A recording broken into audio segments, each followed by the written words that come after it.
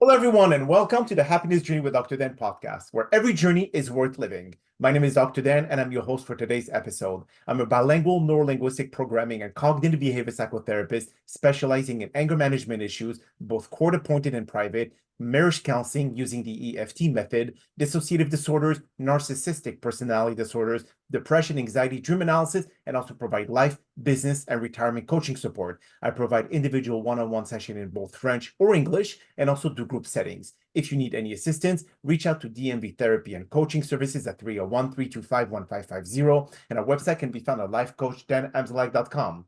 Today, I'm very excited to have for our sixth episode of season 20, a very special guest and expert in porn and sex addiction recovering process, Jessica Jordan. And just like every of my past episode, I will leave it up to the guests to properly introduce themselves, as no one can do a better job. Jessica, the floor is yours. Thank you so much, Dr. Dan.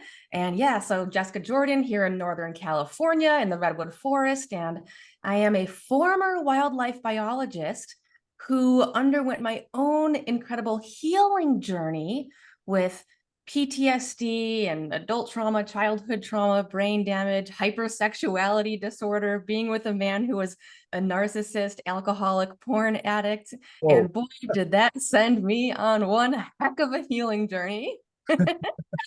And now my life mission and purpose is to help men who are suffering from pornography addiction or any sex-related addiction, who they want to heal, and they want to heal deeply and thoroughly.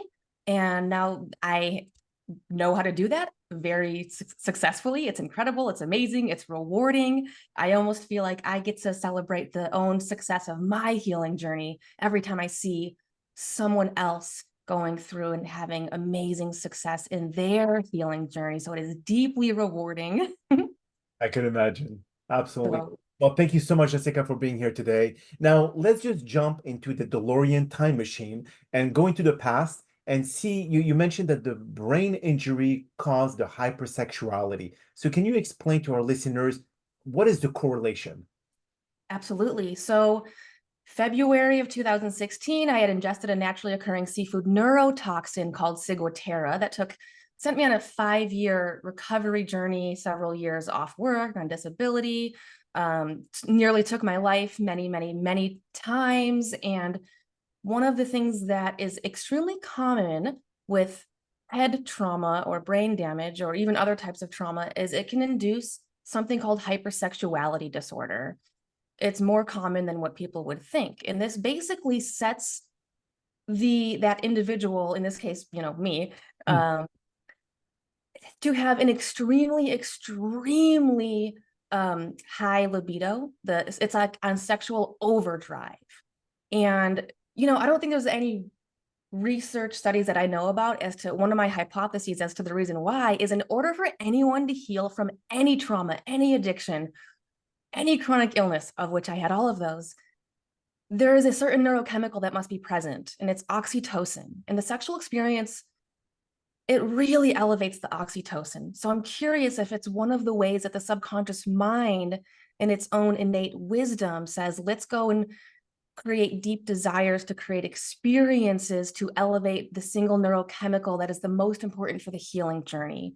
But it can also be done in a, there could be a safe and healthy way to do that. And then there could be a self-sabotaging way that can be, addictive and unhealthy. And so what adult PTSD does is it subconsciously brings up old subconscious patterns within us that are pre-existing. And so it allowed me to surface and see for the first time I had childhood trauma that I was unaware of. I learned that reading the book, The Body Keeps the Score, I learned I had childhood trauma and all this stuff. And on the healing journey, I realized I had extremely low subconscious self-worth, and never realized that until massive, the brain damage, the trauma, all the stuff. And on my healing journey, the healing journey requires you to go so deeply inward within you and become so intimately aware of who you are and why you are, and what potential things of the past could cause emotional wounds that could set a person up to have subconscious patterns that are self-sabotaging. So one of those for me was my subconscious low self-worth one of my patterns I had before the brain damage was using my sexuality as a form of external validation in order to seek a sense of value. And so the brain damage and the hypersexuality disorder, it took all of that to an extreme. So now my subconscious mind goes, hey, you need to learn how to feel valuable. This is the way that we've learned how to do it, is through your sexuality. Let's skyrocket that. And so That's hence, yeah. that's incredible. But do you think that hypersexuality can be misconstrued to being nymphomaniac? Yes. So there can definitely be an overlap. Someone who has hypersexuality disorder could be very well likely, and in many cases, have that nymphomaniac behavior in their life, and it turns into a sex addiction, essentially. Okay. And, it all comes down to connection with yourself, connection with other people, fear of rejection, all these things, that subconscious low self-worth. And when it comes to pornography never rejects you. So it feels safe. When it comes to real sexual encounters, there actually is a bit of vulnerability there. And so what I was deeply, deeply wanting and seeking and needing was an incredibly deep emotional connection. I see. Through the sexual experience, which also involved empathy. I wasn't receiving that at all. And in fact, since I was dating a man who was severely addicted to pornography, 99.999% of the times he would reject my sexual advances because he had porn-induced erectile dysfunction, extreme performance anxiety, and the neural pathways in his brain had come to learn that the sexual experience happens when you are alone and when you have a digital screen in front of you. So this is very common for men who are addicted to pornography, that even if the woman or whoever's on the screen were to step out of the screen and be in the bedroom with you in real life, all of a sudden, they couldn't perform sexually because the neural pathways in the brain goes, wait, hold up, there's another person in the room. This isn't how we have the sexual experience. And there's performance anxiety and all sorts of things that go on that just are not very healthy, right? Oh, absolutely. But do you feel that this connection between looking at a porn site or whatever, and then actually connecting with someone, because obviously intimacy is just more than physical attraction. It has the emotional aspect of it. So you mentioned that your boyfriend was also narcissistic. Do you think this plays a role in him being completely detached emotionally to the individual, to the woman that he's with, and focusing too much on a delusional world that is porn? Yes. And I also know that he had some childhood trauma that was, that's a big way how narcissism can show. I mean, narcissism is one of your areas of expertise. Correct. And so because of his childhood trauma, pornography felt like a safer option than being with a real person and having those real connections. People who develop narcissism, those feel like safer options, like real connection subconsciously on a very deep visceral level feels way too unsafe. So their subconscious mind just doesn't go there. But do you think that he felt that he needed to prove to you something? Because obviously the narcissistic people, they are primarily looking to have all the attention on them. But then if that is the case, did he feel that he was disappointing you in any shape or form because he was addicted to porn? Or do you feel that he could not perform because he did have ED? Yeah, so when he realized he had ED, it was with the woman he met before he met me. Okay. And when we were first together, initially he was telling me that he was not engaging in the sexual experience because he had too much respect for me. And in time, he bravely divulged the information that he had a porn addiction. It affected his performance, that he had all this performance anxiety. I know that he felt deep shame around it, and he was able to eventually communicate those things to me. And so does that help answer your question? Yeah, obviously showing vulnerability is one thing, but this is kind of like an opposite personality trait of a narcissistic person. Unless Right. it's like covert narcissistic or vulnerable narcissism, then yeah, he will express himself differently than someone who is malignant narcissist. As you know, there's different spectrum of it.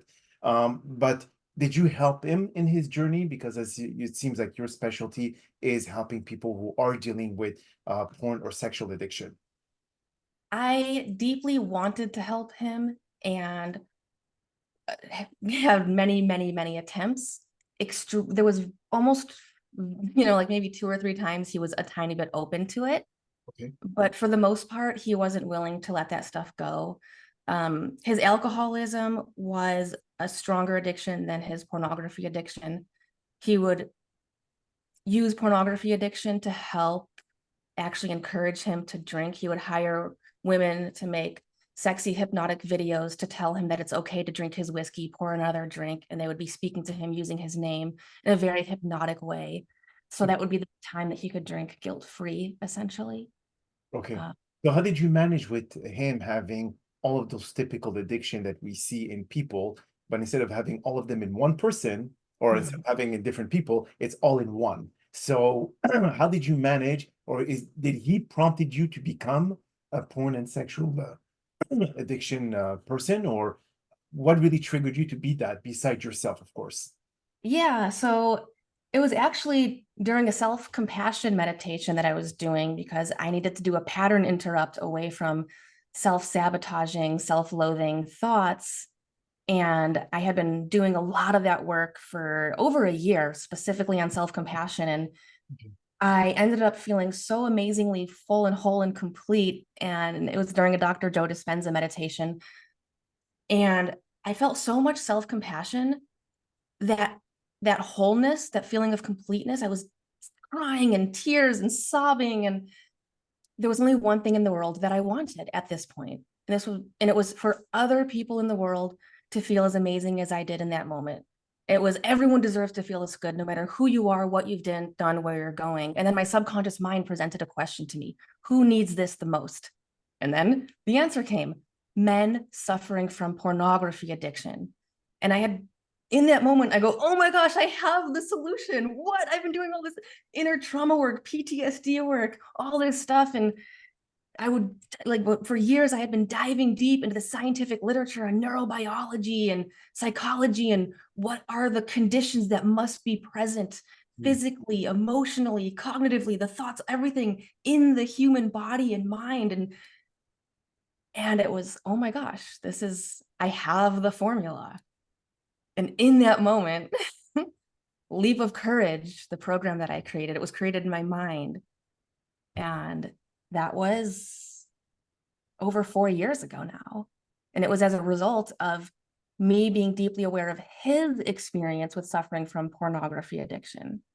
And then also my personal experience of healing from trauma, PTSD, all of these things. And when I had hypersexuality disorder, at the time, I didn't even view it as a problem. The problem I saw was that I couldn't find a partner to love me in the way that I wanted. That's the problem I saw.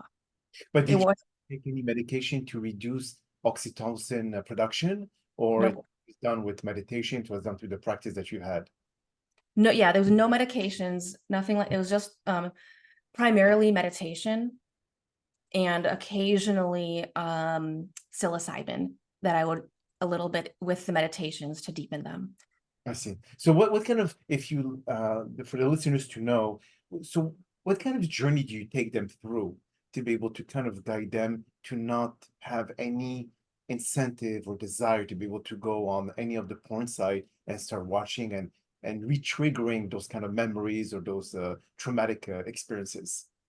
Yeah, so they have their own incentives before they even come to me for help, which is their pre-existing incentives is why they come asking for help. And I do help to enhance that for them we go through a process of imagining your life when pornography stays in your life? What's the trajectory of your life going to be versus, visualizing and feeling into what it's going to be like? First, you define what it's going to be like. It's not just, I want this thing gone. We can't just have something gone. There will be a void. You have to be the conscious creator of what you want to fill the void with. So I take them through the process of intense and amazing, deep, deep, deep self-awareness and becoming a detective of all of these parts of who they are before they even knew they're already existing, but they're unaware of it. And a lot of those are subconscious patterns.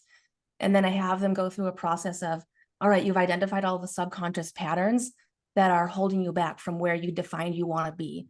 Now let's create a new pattern consciously defined for yourself what you want each and new pattern to show up as. So it goes from a limiting pattern on a subconscious level to an empowering pattern. And these patterns are emotional responses, beliefs, limiting beliefs, all sorts of things, decisions.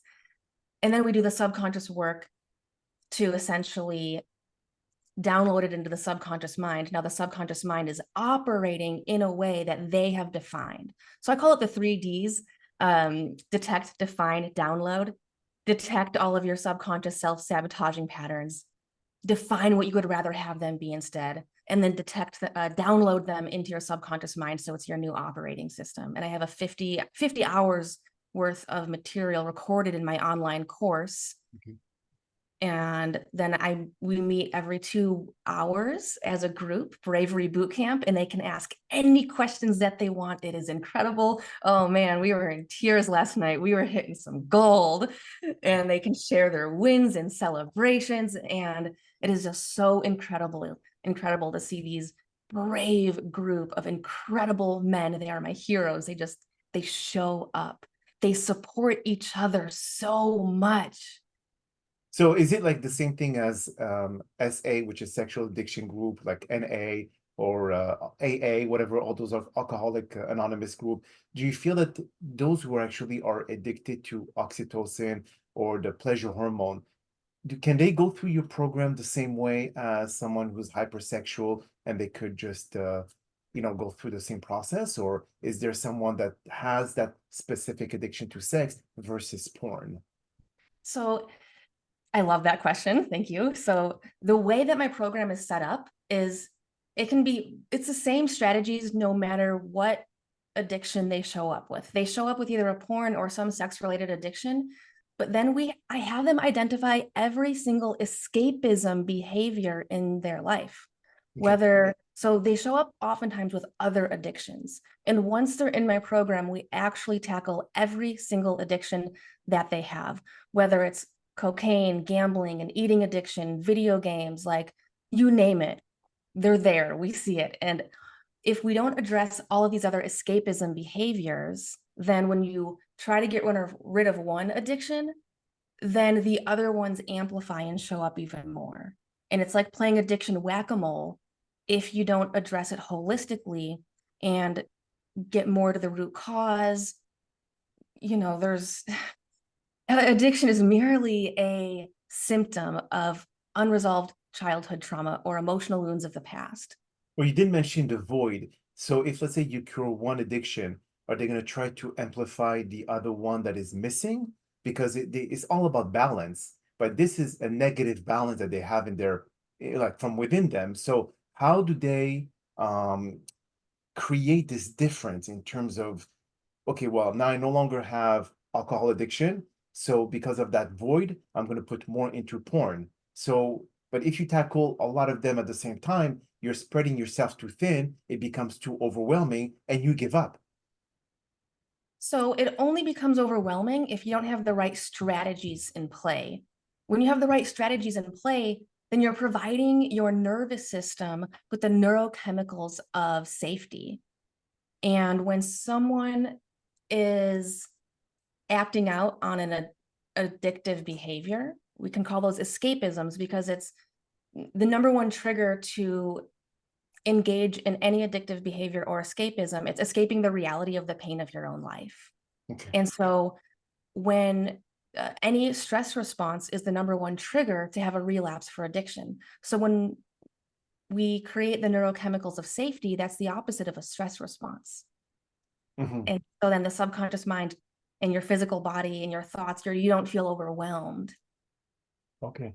And so how long is your program, Jessica? I mean, one in terms of, do you offer them some sort of guarantee to tell them like after 8 weeks, 12 weeks, or 20 weeks, whatever it is, you'll be at least cured from a minimum of 2 or 3 addiction that they have? Or do they come to you and tell you, okay, I've got 10 addiction, how do I resolve them? Yeah. So essentially, they all have lifetime access to my entire program, because who am I to put a date on someone else's healing journey? Everyone's going to show up with a different amount of trauma, a different intensity of addiction, different number of hours available in their day that they're going to be able to devote to it. There's so many variables. So that's why everyone has a lifetime access to all of it. And I say, once you go through the entire program within 6 months, Okay. and you're not satisfied, then you can get a full refund, or I will work with you one-on-one to help you get your results, which is really what you want. And Oh, if and if someone gets to that point where they've done the entire program and they're not getting their results, then that's an indicator to me that something is missing, which means it would be a good idea for me to work one-on-one with that person and see, hey, what's going on? What's missing? Let me learn and expand and grow my course so that the next person who comes along, they don't have that missing gap. oh, interesting. Okay. And your groups are how many people usually in average? They're smallish groups. They can be anywhere from 4 to 12. Okay. Okay. And some guys show up, pretty regularly. Some guys hop in once every few months, Okay. right? It's everyone's journey is different. Some guys will show up and for a short amount of time, and then they'll disappear for 6 months or a year, and then they come back. They're like, all right, I'm ready. I'm committed this time. I'm ready. But this lack of accountability, Jessica, doesn't show you that they're not really serious in helping themselves get away from this type of addiction. Because again, if you show that you're serious about wanting to find a way out, you're going to show up. But those who are Exactly. very kind of flaky, then the result will show accordingly. Yeah, and that's going to be true for anyone in addiction recovery anywhere. It's very common. And so essentially there is accountability. I have something called the Kings of Courage community, Okay. where they hold each other accountable in there. There's ways where they can ask to be held accountable, things like that. And it's interesting because part of the human experience is we can have conviction in our decisions when we do something, when Yeah. we say something, when we speak something. And life can throw us a curveball, and all of a sudden, something else in that moment seems more important. Mhm. And we come back, and that's just the nature of the human experience. Do you think that they're afraid of failing your program and the reason why they are so flaky and not showing up at every group session? Yes, I think the bigger part of it is not necessarily failing at my program, is self-doubt comes in that they will fail themselves. Okay. And so that's a big topic that we talk about as well. And actually, I'm always growing and expanding my course. Mhm. This week, I'm going to be putting another lesson in there, and it's about a bunch of different reasons why someone isn't getting their results, either why they're putting in all the action steps and not getting in their results, or they cannot bring themselves to find the discipline or motivation to make it happen. So we address those things and what to do about it. So an example of that would be one of my clients. He had the insight and awareness of a lot of the goals that he has in his life aren't things that he wants for himself, but they're things that he knows that his dad wants for him. So he's still trying to win the love and approval and acceptance of his father. And because they're not goals that are really what he wants, he's having trouble reaching those goals. Okay. And he has to learn how to have the bravery to know what he wants and then act on it, even if it means disapproval from his father. Oh, I see, I see. So, but then the validation from his family member is what dictates his action? Yes. Okay, I see. But the action isn't necessarily what he wants at the core essence of who he is. So there's a disconnection there. So how do you change his mindset? Well, I don't change his mindset, only he can. Yes, that's or how do you guide him to say that, you know what, you're an adult and this is something that you need to make choices for your own life. You cannot really depend on other people's approval or validation. Yes. And so we've already had that conversation above and beyond. And now he has the conscious rational awareness of that. But it doesn't mean his subconscious mind is on the same page. His No. subconscious mind says, hey, I still want the love and acceptance from my father that I feel like I haven't gotten yet.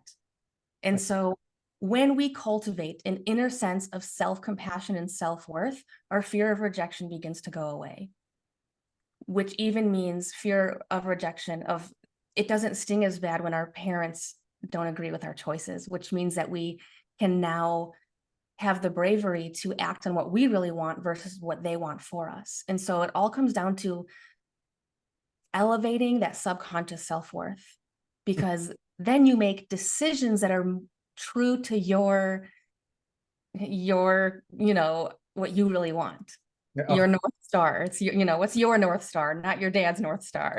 absolutely. And what is the percentage of relapse would you estimate? So let's say they go through a program, would they go like with alcoholism and all, it's get off the wagon, basically, if they fall off and drink again.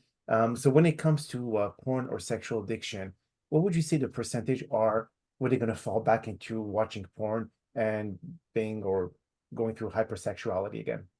Ooh, I wouldn't even know how to. Yeah, I'm not a numbers person. Okay. It's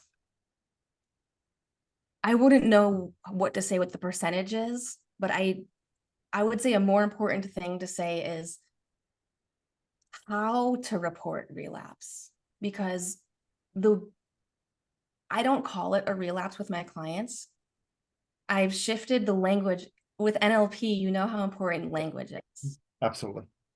I call it a learning opportunity.